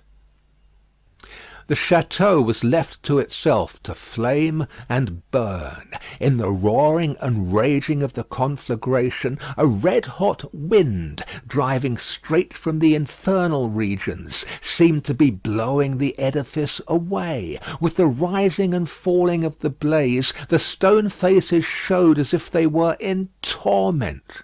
When great masses of stone and timber fell, the face with the two dints in the nose became obscured.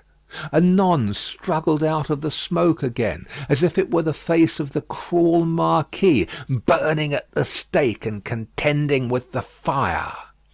The château burned. The nearest trees laid hold of by the fire, scorched and shrivelled. Trees at a distance, fired by the four fierce figures, begirt the blazing edifice with a new forest of smoke.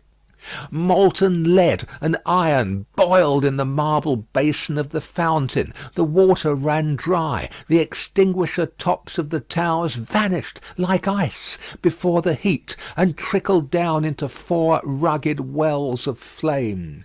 Great rents and splits branched out in the solid walls like crystallization. Stupefied birds wheeled about and dropped into the furnace. Four fierce figures trudged away, east, west, north, and south, along the night-enshrouded roads, guided by the beacon they had lighted towards their next destination. The illuminated village had seized hold of the tocsin, and, abolishing the lawful ringer, rang for joy.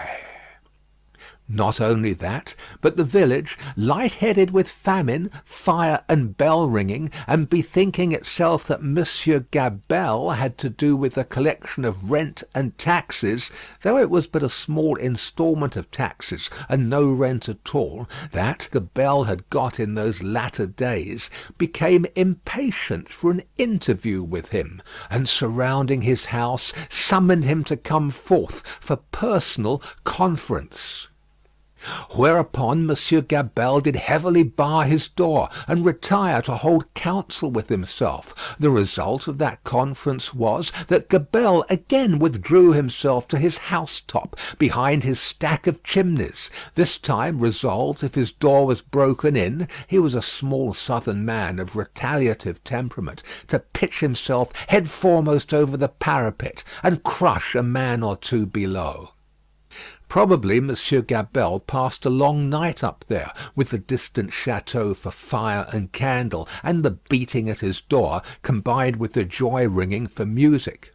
Not to mention his having an ill-omened lamp slung across the road before his posting-house gate, which the village showed a lively inclination to displace in his favour. A trying suspense to be passing a whole summer night on the brink of the black ocean, ready to take that plunge into it upon which Monsieur Gabelle had resolved. But the friendly dawn appearing at last, and the rush candles of the village guttering out, the people happily dispersed, and Monsieur Gabelle came down, bringing his life with him for that while. Within 100 miles, and in the light of other fires, there were other functionaries less fortunate that night and other nights, whom the rising sun found hanging across once peaceful streets, where they had been born and bred. Also, there were other villagers and townspeople less fortunate than the mender of roads and his fellows, upon whom the functionaries and soldiery turned with success, and whom they strung up in their turn. But the fierce figures were steadily wending east, west, north, and south, be that as it would, and whosoever hung, fire burned. The altitude of the gallows that would turn to water and quench it, no functionary by any stretch of mathematics was able to calculate successfully. End of Book 2, Chapter 23.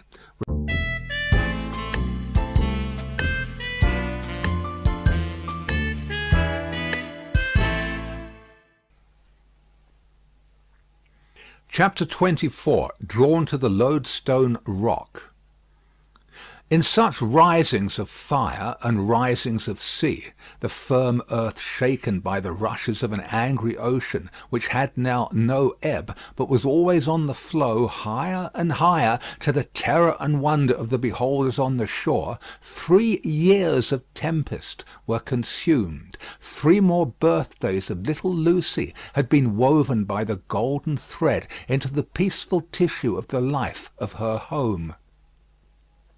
Many a night and many a day had its inmates listened to the echoes in the corner, with hearts that failed them when they heard the thronging feet.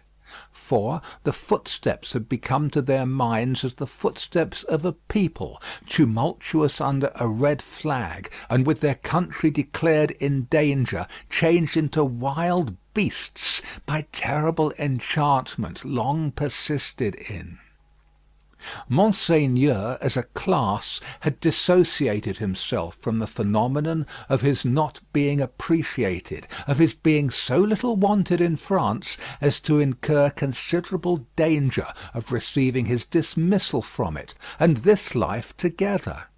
Like the fabled rustic who raised the devil with infinite pains, and was so terrified at the sight of him that he could ask the enemy no question, but immediately fled, so Monseigneur, after boldly reading the Lord's Prayer backwards for a great number of years, and performing many other potent spells for compelling the evil one, no sooner beheld him in his terrors than he took to his noble heels. The shining bull's-eye of the court was gone, or it would have been the mark for a hurricane of national bullets. It had never been a good eye to see with, had long had the mote in it of Lucifer's pride, Sardanapalus' luxury, and a mole's blindness, but it had dropped out and was gone. The court, from that exclusive inner circle to its outermost rotten ring of intrigue, corruption, and dissimulation, was all gone together. Royalty was gone, had been besieged in its palace and suspended, when the last tidings came over. The August of the year 1792 was come, and Monseigneur was by this time scattered far and wide. As was natural, the headquarters and great gathering place of Monseigneur in London was Tellson's Bank. Spirits are supposed to haunt the places where their bodies most resorted, and Monseigneur without a guinea haunted the spot where his guineas used to be. Moreover, it was the spot to which such French intelligence as was most to be relied upon came quickest. Again, Tellson's was a munificent house, and extended great liberality to old customers who had fallen from their high estate. Again, those nobles who had seen the coming storm in time, and anticipating plunder or confiscation, had made provident remittances to Tellson's, were always to be heard of there by their needy brethren. To which it must be added that every newcomer from France reported himself and his tidings at Tellson's, almost as a matter of course. For such variety of reasons, Tellson's was, at that time, as to French intelligence, a kind of high exchange, and this was so well known to the public, and the inquiries made there were in consequence so numerous, that Tellson sometimes wrote the latest news out in a line or so, and posted it in the bank windows, for all who ran through Temple Bar to read. On a steaming, misty afternoon, Mr. Lorry sat at his desk, and Charles Darnay stood leaning on it, talking with him in a low voice. The penitential den once set apart for interviews with the House was now the news exchange, and was filled to overflowing. It was within half an hour or so of the time of closing. "But although you are the youngest man that ever lived," said Charles Darnay, rather hesitating, "I must still suggest to you—" "I understand that I am too old," said Mr. Lorry.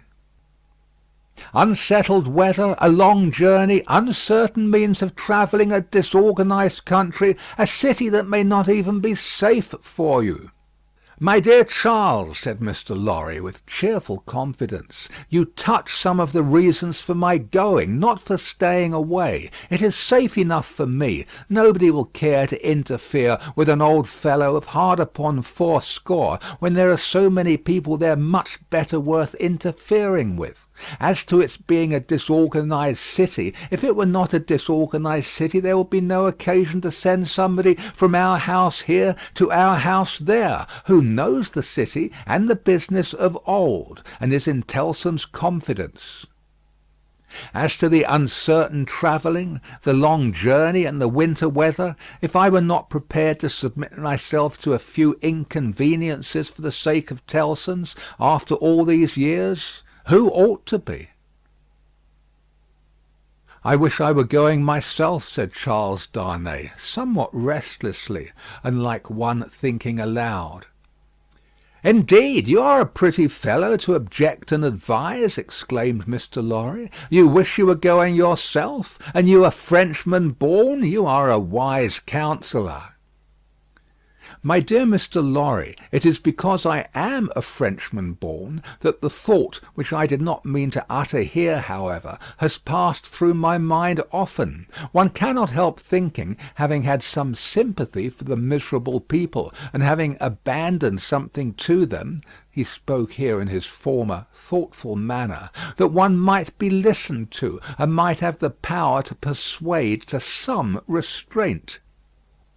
Only last night, after you had left us, when I was talking to Lucy—" "When you were talking to Lucy," Mr. Lorry repeated. "Yes, I wonder you are not ashamed to mention the name of Lucy, wishing you were going to France at this time of day." "However, I am not going," said Charles Darnay with a smile. "It is more to the purpose that you say you are." "And I am, in plain reality. The truth is, my dear Charles—" Mr. Lorry glanced at the distant house and lowered his voice. "You can have no conception of the difficulty with which our business is transacted, and of the peril in which our books and papers over yonder are involved. The Lord above knows what the compromising consequences would be to numbers of people if some of our documents were seized or destroyed, and they might be at any time, you know, for who can say that Paris is not set afire to-day or sacked to-morrow? Now, a judicious selection from these with the least possible delay, and the burying of them, or otherwise getting of them out of harm's way, is within the power, without loss of precious time, of scarcely any one but myself, if any one. And shall I hang back when Tellson's knows this and says this, Tellson's whose bread I have eaten these 60 years, because I am a little stiff about the joints? Why, I am a boy, sir, to half a dozen old codgers here. How I admire the gallantry of your youthful spirit, Mr. Lorry. Tut, nonsense, sir. And, my dear Charles, said Mr. Lorry, glancing at the house again, you are to remember that getting things out of Paris at this present time, no matter what things, is next to an impossibility. Papers and precious matters were this very day brought to us here. I speak in strict confidence. It is not businesslike to whisper it, even to you. By the strangest bearers you can imagine, every one of whom had his head hanging on by a single hair as he passed the barriers. At another time our parcels would come and go as easily as in business like old England. But now everything is stopped. And do you really go to-night? I really go to-night, for the case has become too pressing to admit of delay. And do you take no one with you? All sorts of people have been proposed to me, but I will have nothing to say to any of them. I intend to take Jerry. Jerry has been my bodyguard on Sunday nights for a long time past, and I am used to him. Nobody will suspect Jerry of being anything but an English bulldog, or of having any design in his head but to fly at anybody who touches his master. I must say again that I heartily admire your gallantry and youthfulness. I must say again, nonsense, nonsense. When I have executed this little commission, I shall, perhaps, accept Tellson's proposal to retire and live at my ease. Time enough then to think about growing old. This dialogue had taken place at Mr. Lorry's usual desk, with Monseigneur swarming within a yard or two of it, boastful of what he would do to avenge himself on the rascal people before long. It was too much the way of Monseigneur under his reverses as a refugee, and it was much too much the way of native British orthodoxy, to talk of this terrible revolution as if it were the only harvest ever known under the skies that had not been sown; as if nothing had ever been done, or omitted to be done, that had led to it; as if observers of the wretched millions in France, and of the misused and perverted resources that should have made them prosperous, had not seen it inevitably coming, years before, and had not in plain words recorded what they saw. Such vapouring, combined with the extravagant plots of Monseigneur for the restoration of a state of things that had utterly exhausted itself, and worn out heaven and earth as well as itself, was hard to be endured without some remonstrance by any sane man who knew the truth. And it was such vapouring all about his ears, like a troublesome confusion of blood in his own head, added to a latent uneasiness in his mind, which had already made Charles Darnay restless, and which still kept him so. Among the talkers was Stryver, of the King's Bench Bar, far on his way to state promotion, and therefore loud on the theme, broaching to Monseigneur his devices for blowing the people up, and exterminating them from the face of the earth, and doing without them, and for accomplishing many similar objects akin in their nature to the abolition of eagles by sprinkling salt on the tails of the race. Him Darnay heard with a particular feeling of objection, and Darnay stood divided between going away that he might hear no more, and remaining to interpose his word, when the thing that was to be went on to shape itself out. The House approached Mr. Lorry, and laying a soiled and unopened letter before him, asked if he had yet discovered any traces of the person to whom it was addressed. The House laid the letter down so close to Darnay that he saw the direction, the more quickly because it was his own right name. The address, turned into English, ran: "Very pressing, to Monsieur heretofore the Marquis Saint-Evremond of France, confided to the cares of Messrs. Tellson and Company, bankers, London, England." On the marriage morning, Dr. Manette had made it his one urgent and express request to Charles Darnay that the secret of this name should be, unless he, the doctor, dissolved the obligation, kept inviolate between them. Nobody else knew it to be his name. His own wife had no suspicion of the fact. Mr. Lorry could have none. "No," said Mr. Lorry in reply to the House. "I have referred it, I think, to everybody now here, and no one can tell me where this gentleman is to be found." The hands of the clock verging upon the hour of closing the bank, there was a general set of the current of talkers past Mr. Lorry's desk. He held the letter out inquiringly, and Monseigneur looked at it, in the person of this plotting and indignant refugee, and Monseigneur looked at it in the person of that plotting and indignant refugee, and this, that, and the other all had something disparaging to say, in French or in English, concerning the Marquis, who was not to be found. "Nephew, I believe, but in any case degenerate successor of the polished Marquis who was murdered," said one. "Happy to say I never knew him." "A craven who abandoned his post," said another. "This Monseigneur had been got out of Paris, legs uppermost and half suffocated in a load of hay, some years ago."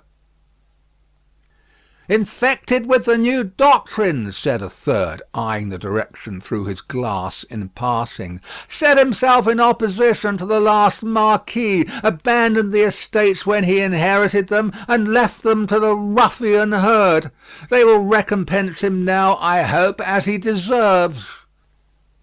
"Hey!" cried the blatant Stryver. "Did he, though? Is that the sort of fellow? Let us look at his infamous name. Damn the fellow!"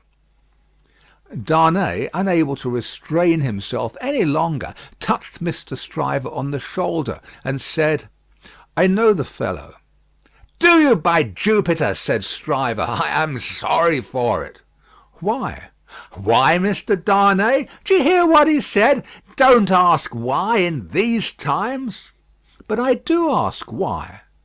"Then I tell you again, Mr. Darnay, I am sorry for it. I am sorry to hear you putting any such extraordinary questions. Here is a fellow who, infected by the most pestilent and blasphemous code of devilry that ever was known, abandoned his property to the vilest scum of the earth that ever did murder by wholesale, and you ask me why I am sorry that a man who instructs youth knows him. Well, but I'll answer you. I am sorry because I believe there is contamination in such a scoundrel. That's why." Mindful of the secret, Darnay with great difficulty checked himself, and said, "You may not understand the gentleman." "I understand how to put you in a corner, Mr. Darnay," said bully Stryver, "and I'll do it. If this fellow is a gentleman, I don't understand him. You may tell him so with my compliments. You may also tell him from me that after abandoning his worldly goods and position to this butcherly mob, I wonder he is not at the head of them. But no, gentlemen," said Stryver, looking all round and snapping his fingers, "I know something of human nature, and I tell you that you'll never find a fellow like this fellow, trusting himself to the mercies of such precious protégés. No, gentlemen, he'll always show 'em a clean pair of heels very early in the scuffle, and sneak away." With those words and a final snap of his fingers, Mr. Stryver shouldered himself into Fleet Street, amidst the general approbation of his hearers. Mr. Lorry and Charles Darnay were left alone at the desk in the general departure from the bank. "Will you take charge of the letter?" said Mr. Lorry. "You know where to deliver it?" "I do." "Will you undertake to explain that we suppose it to have been addressed here, on the chance of our knowing where to forward it, and that it has been here some time?" "I will do so. Do you start for Paris from here?" "From here at 8. I will come back to see you off." Very ill at ease with himself, and with Stryver and most other men, Darnay made the best of his way into the quiet of the Temple, opened the letter, and read it. These were its contents: "Prison of the Abbaye, Paris, June 21, 1792. Monsieur heretofore the Marquis. After having long been in danger of my life at the hands of the village, I have been seized with great violence and indignity, and brought a long journey on foot to Paris. On the road I have suffered a great deal, nor is that all. My house has been destroyed, razed to the ground. The crime for which I am imprisoned, Monsieur heretofore the Marquis, and for which I shall be summoned before the tribunal, and shall lose my life without your so generous help, is, they tell me, treason against the majesty of the people, in that I have acted against them for an emigrant.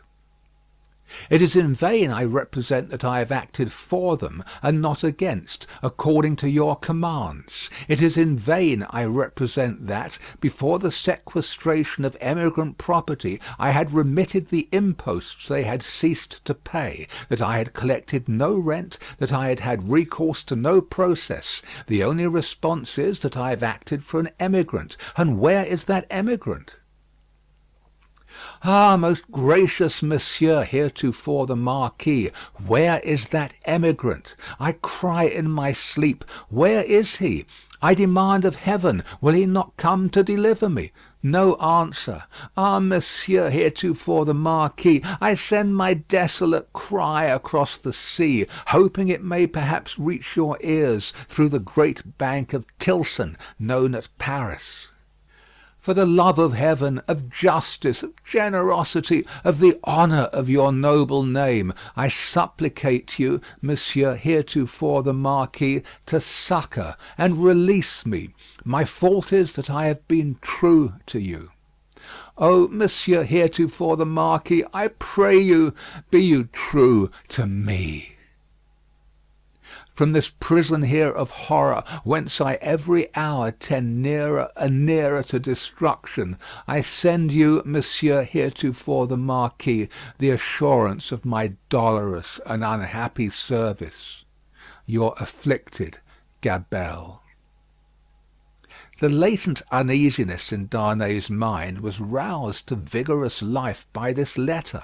The peril of an old servant, and a good one, whose only crime was fidelity to himself and his family, stared him so reproachfully in the face that, as he walked to and fro in the temple, considering what to do, he almost hid his face from the passer-by. He knew very well that in his horror of the deed which had culminated the bad deeds and bad reputation of the old family house, in his resentful suspicions of his uncle, and in the aversion with which his conscience regarded the crumbling fabric that he was supposed to uphold, he had acted imperfectly. He knew very well that in his love for Lucy, his renunciation of his social place, though by no means new to his own mind, had been hurried and incomplete. He knew that he ought to have systematically worked it out and supervised it, and that he had meant to do it, and that it had never been done. The happiness of his own chosen English home, the necessity of being always actively employed, the swift changes and troubles of the time, which had followed on one another so fast that the events of this week annihilated the immature plans of last week, and the events of the week following made all new again, he knew very well that, to the force of these circumstances, he had yielded, not without disquiet, but still without continuous and accumulating resistance. That he had watched the times for a time of action, and that they had shifted and struggled until the time had gone by, and the nobility were trooping from France by every highway and byway, and their property was in course of confiscation and destruction, and their very names were blotting out, was as well known to himself as it could be to any new authority in France that might impeach him for it. But he had oppressed no man, he had imprisoned no man. He was so far from having harshly exacted payment of his dues, that he had relinquished them of his own will, thrown himself on a world with no favour in it, won his own private place there, and earned his own bread. Monsieur Gabelle had held the impoverished and involved estate on written instructions to spare the people, to give them what little there was to give, such fuel as the heavy creditors would let them have in the winter, and such produce as could be saved from the same grip in the summer. And no doubt he had put the fact in plea and proof for his own safety, so that it could not but appear now. This favoured the desperate resolution Charles Darnay had begun to make, that he would go to Paris. Yes, like the mariner in the old story, the winds and streams had driven him within the influence of the Loadstone rock, and it was drawing him to itself, and he must go. Everything that arose before his mind drifted him on, faster and faster, more and more steadily, to the terrible attraction. His latent uneasiness had been, that bad aims were being worked out in his own unhappy land by bad instruments, and that he, who could not fail to know that he was better than they, was not there, trying to do something to stay bloodshed and assert the claims of mercy and humanity. With this uneasiness half stifled and half reproaching him, he had been brought to the pointed comparison of himself with the brave old gentleman in whom duty was so strong. Upon that comparison, injurious to himself, had instantly followed the sneers of Monseigneur, which had stung him bitterly, and those of Stryver, which above all were coarse and galling for old reasons. Upon those had followed Gabelle's letter, the appeal of an innocent prisoner, in danger of death, to his justice, honour, and good name. His resolution was made. He must go to Paris. Yes, the Loadstone rock was drawing him, and he must sail on until he struck. He knew of no rock, he saw hardly any danger. The intention with which he had done what he had done, even though he had left it incomplete, presented it before him in an aspect that would be gratefully acknowledged in France on his presenting himself to assert it. Then that glorious vision of doing good, which is so often the sanguine mirage of so many good minds, arose before him, and he even saw himself in the illusion with some influence to guide this raging revolution that was running so fearfully wild. As he walked to and fro, with his resolution made, he considered that neither Lucy nor her father must know of it until he was gone. Lucy should be spared the pain of separation, and her father, always reluctant to turn his thoughts towards the dangerous ground of old, should come to the knowledge of the step as a step taken, and not in the balance of suspense and doubt. How much of the incompleteness of his situation was referable to her father, through the painful anxiety to avoid reviving old associations of France in his mind, he did not discuss with himself. But that circumstance, too, had had its influence in his course. He walked to and fro with thoughts very busy, until it was time to return to Tellson's and take leave of Mr. Lorry. As soon as he arrived in Paris, he would present himself to this old friend, but he must say nothing of his intention now. A carriage with post horses was ready at the bank door, and Jerry was booted and equipped. "I have delivered that letter," said Charles Darnay to Mr. Lorry.